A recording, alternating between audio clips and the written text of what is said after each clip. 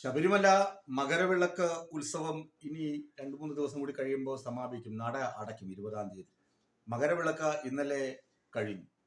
ഇക്കുറിയുള്ള ഉത്സവം നോക്കിക്കഴിഞ്ഞാൽ എല്ലാവർക്കും അതിശയമുണ്ടാകും. ചില ആളുകൾക്ക് വിഭ്രമം വരെ ഉണ്ടാകും. പല കുത്തിത്തിരിപ്പുകളും നടത്തിയിട്ടും വളരെ സമാധാനാന്തരീക്ഷത്തിൽ 51 ലക്ഷം പേർ, ഇതുവരെയുള്ള കണക്കാണ്, ഇന്നലെ വരെയുള്ള കണക്കാണ്, മകരവിളക്കിനല്ല, മകരവിളക്കിന് മുന്നേ ഉള്ള കണക്കാണ്. 51 ലക്ഷം പേർ സന്നിധാനത്തെത്തി അയ്യപ്പ ഭഗവാനെ തൊഴുത് സുരക്ഷിതരായി മടങ്ങിപ്പോയി. കൃത്രിമ തിരക്കുണ്ടെന്നും അവിടെ ഒന്നുമില്ലെന്നും ഒക്കെ പറഞ്ഞ് ഫലിപ്പിക്കാൻ ചില ആളുകൾ ശ്രമിച്ചുവെങ്കിലും ഒന്നും വിലപ്പോയില്ല. അവിടെ കൃത്യമായി കാര്യങ്ങൾ നടന്നു.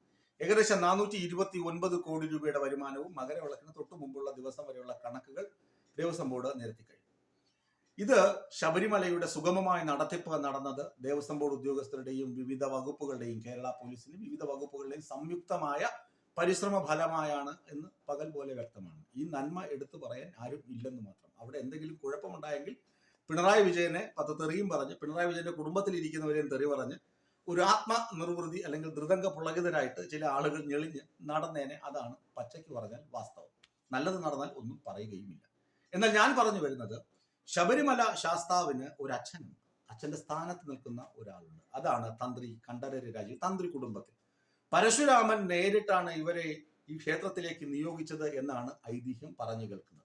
ആന്ധ്രാപ്രദേശിൽ നിന്നും കൃഷ്ണ നദി ഇരു കരകളിലേക്ക് മാറി അതിന് നടുവിലുള്ള മണ്ണ് വഴി നടന്ന് കേരളത്തിലെത്തിയത് കൊണ്ടാണ്, അല്ലെങ്കിൽ അത് മുറിച്ചു കടന്നത് കൊണ്ടാണ് കൃഷ്ണ നദി രണ്ടു വശത്തേക്ക് മാറി. പണ്ട് മോശ പ്രവാചകന്റെ കാലത്തുള്ള ബൈബിളിൽ പറയുന്ന കഥ പോലെ ഇങ്ങനെ കൃഷ്ണ നദി വഴിമാറി കൊടുത്തു ഇവർക്ക് പോകാൻ. അങ്ങനെ താഴെ ഉള്ള മണ്ണിൽ ചവിട്ടി വന്നത് കൊണ്ടാണ് താഴമൺ കുടുംബം എന്ന പേര് കിട്ടിയതെന്ന് ഒരു ഐതിഹ്യം. അത് എന്തോ ആകട്ടെ, ഐതിഹ്യങ്ങൾ പറയാനല്ല ഞാൻ വരുന്നത്. ശബരിമലയിൽ അയ്യപ്പ സ്വാമിയുടെ പിതൃസ്ഥാനത്ത് നിൽക്കുന്ന തന്ത്രിക്ക് എന്തൊക്കെ അവകാശങ്ങളുണ്ട് ഈ ക്ഷേത്രത്തിലെ വസ്തുക്കളിന്മേൽ? രേഖകൾ അനുസരിച്ചും നിയമമനുസരിച്ചും നോക്കുകയാണെങ്കിൽ ശബരിമല സന്നിധിയിലെ ഒരു വസ്തുവിന്മേലും തന്ത്രിക്ക് വ്യക്തിപരമായ അവകാശമില്ല. ഹാൻഡിൽ ചെയ്യേണ്ടത് സ്ഥാവര ജംഗമ വസ്തുക്കൾ എന്റെ സ്വന്തമാണ് എന്ന് പറഞ്ഞ് വീട്ടിലെടുത്തു കൊണ്ടുപോകുവാനുള്ള അവകാശം ഇല്ല. സാധാരണഗതിയിൽ അച്ഛന്റെ സ്വത്തിന് നമുക്ക് പരമ്പരാഗതമായി അറിയാം, മക്കൾക്ക് അവകാശമുണ്ട്. മരുമക്കത്തായമാണെങ്കിൽ മരുമക്കൾക്ക് അവകാശമുണ്ട്.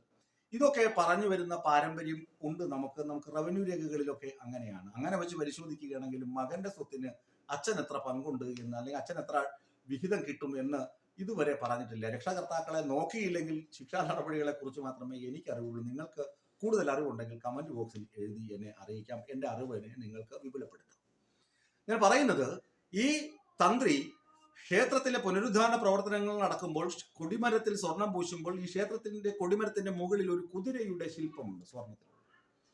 വാജിവാഹനം എന്നാണ്, വാജി എന്നാണ് അതിനെ പറയുന്നത്, ശില്പത്തെ പറയുന്നത്. അതുപോലെ അഷ്ടദിക്പാലകന്മാരുടെ പ്രതിമയും ആ കൊടിമരത്തിൽ ഉണ്ടായിരുന്നു. അതുപോലെ ഒരു നിറപറയുണ്ടായിരുന്നു സ്വർണത്തിലുള്ള.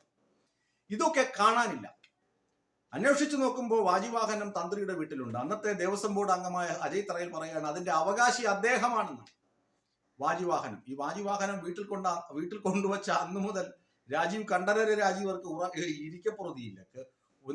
ഓട്ടത്തോടോട്ടം അവിടെ പോകേണ്ടി വരുന്ന, ചെല്ലേണ്ട ലക്ഷ്യങ്ങളിലൊന്നും എത്തുന്നുമില്ല. എല്ലാ അപകടങ്ങളിൽ ചെന്ന് ചാടുന്നു. ഏറ്റവും ഒടുവിൽ ജയിലിൽ പോയി കിടക്കേണ്ട ദുർഗതിയും ഈ വാജിവാഹനം വീട്ടിൽ കൊണ്ടുവച്ചത് കൊണ്ട് മാത്രം കണ്ഠരര് രാജീവർക്കുണ്ടായി. അതുകൊണ്ട് അതെങ്ങനെയെങ്കിലും ഒഴിവാക്കണമെന്ന് ആഗ്രഹിച്ചിരിക്കുമ്പോഴാണ് ഈ കേസും വയ്യാവേലികളും വന്ന ഒടുവിൽ അത് കോടതിയിൽ കൊണ്ട് സമർപ്പിക്കാൻ ഈ കണ്ഠരര് രാജീവര് പ്രത്യേക അന്വേഷണ സംഘത്തിനോട് പറയുകയൊക്കെ ചെയ്തു. മറ്റ് സാധനങ്ങളോ മഹസർ എഴുതിയിട്ടുണ്ട് എന്ന് ചിലർ പറയുന്നു. ആ മഹസറിൽ ഇതൊന്നും ഇല്ല എന്ന്, അതാണ് മറ്റൊരു വാസ്തവം. ഇനി ഇതൊക്കെ എഴുതി ചേർത്തിട്ടുണ്ട് എന്ന് പറയുന്ന ഒരു മഹസർ ഉണ്ടത്രേ. ആ മഹസർ ഇല്ല എന്ന് ദേവസ്വം ബോർഡ്. അപ്പോ അവിടെയുള്ള വിലപിടിപ്പുള്ള വസ്തുക്കളും മൂല്യവത്തായ സാധനങ്ങളും ഒക്കെ പലരായിട്ട് അടിച്ചു മാറ്റിക്കൊണ്ട് പോയെന്ന് ഉദാഹരണം തന്ത്രിയെ ഉദാഹരിച്ച് നമുക്ക് എടുത്തെടുത്ത് പറയാം. അവിടെ പോയത് ദ്വാരപാലക ശില്പങ്ങളിൽ അണിയിച്ചിരുന്ന സ്വർണം പൂശിയ ചെമ്പ് തകിടുകളല്ല, അതായത് സ്വർണമല്ല, അതിലുപരി കട്ടിളയിൽ ഉണ്ടായിരുന്ന സ്വർണം മാത്രമല്ല, ഒരുപാട് സ്വർണവും അമൂല്യ വസ്തുക്കളും ശബരിമല സന്നിധിയിൽ നിന്ന് ഇങ്ങനെ പല ഘട്ടങ്ങളിലായി മോഷണം പോയിട്ടുണ്ട്, അല്ലെങ്കിൽ വേണ്ടപ്പെട്ടവർ അടിച്ചു മാറ്റി ആർക്കൊക്കെ കൊടുത്തിട്ടുണ്ട് എന്ന പച്ച പരമാർത്ഥമാണ് നമ്മുടെ പ്രത്യേക അന്വേഷണ സംഘം കണ്ടെത്തിയിരിക്കുന്നത്. ഏതായാലും വാജിവാഹനം മോഷ്ടിച്ച് എന്റെ സ്വന്തമാണെന്ന് പറഞ്ഞ് വീട്ടിൽ കൊണ്ടുവച്ച നമ്മുടെ തന്ത്രിക്ക് ഗംഭീര പണി കിട്ടി എന്ന വാസ്തവം ലോകം മനസ്സിലാക്കുകയാണെങ്കിൽ, ഈ തട്ടിപ്പുകാർ മനസ്സിലാക്കുകയാണെങ്കിൽ ഇനി തട്ടിച്ചു കൊണ്ടുപോയി വീട്ടിൽ വെച്ചിരിക്കുന്ന സാധനങ്ങൾ കൂടി തിരികെ കൊടുത്ത് അയ്യപ്പ സ്വാമിയുടെ കോപത്തിൽ നിന്ന് ഒഴിവാകണമെന്നൊരു അഭ്യർത്ഥനയോടെ ഞാൻ നിർത്തട്ടെ.